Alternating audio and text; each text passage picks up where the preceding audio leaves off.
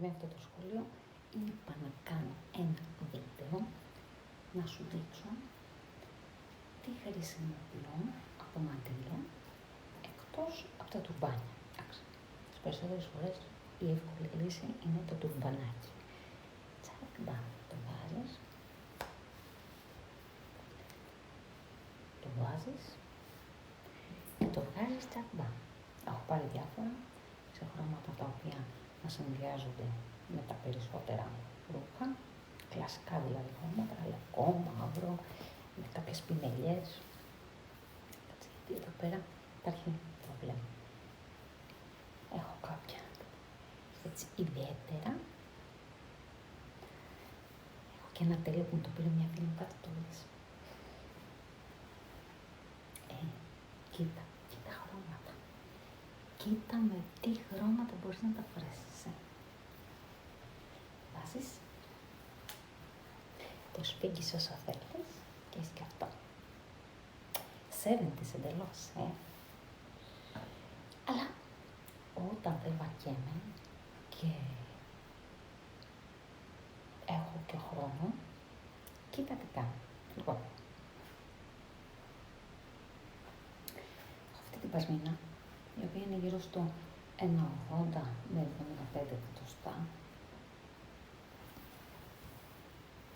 Εγώ τώρα δεν θέλω να την βάλω σε πασμίνα. Όχι. Θέλω να την βάλω σαν μαντήλα. Οκ. Τι κάνω. 70's εντελώς, και αυτό που θα σου δείξω μου θυμίζει μια ταινία με την Ζωή Λάσκαρη.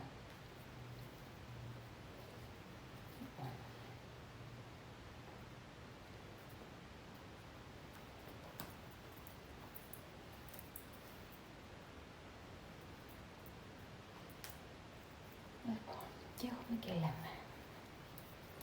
Στρίβω. Και καθώς στρίβω, το φέρνω εδώ πέρα πάνω.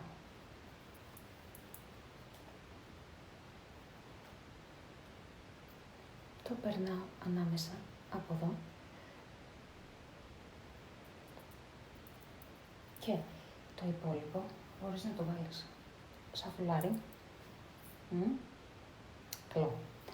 Αλλά μπορείς να το βάλεις. Είναι εντελώς έβεντες αυτό που θα σου πω. Και ένας φίλος μου είπε φελάχα.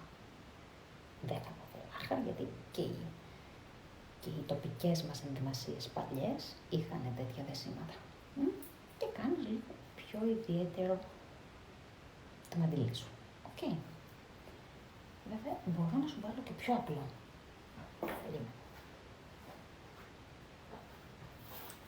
Πάλι τύπου φουλάρι ή πασμίνα.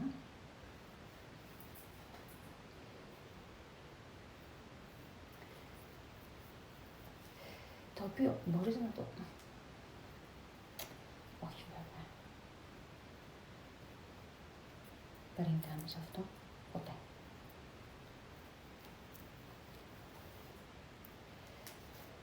Μπορείς.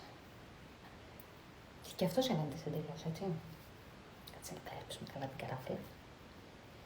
Αλλά μπορείς να τα αφήσεις και έτσι. Όπως γουστάρεις. Ό,τι μαντήλια θες και όπως γουστάρεις. Γράψτε μου στα σχόλια αν σ' άρεσε ο τρόπος που φοράω η πασμίνα.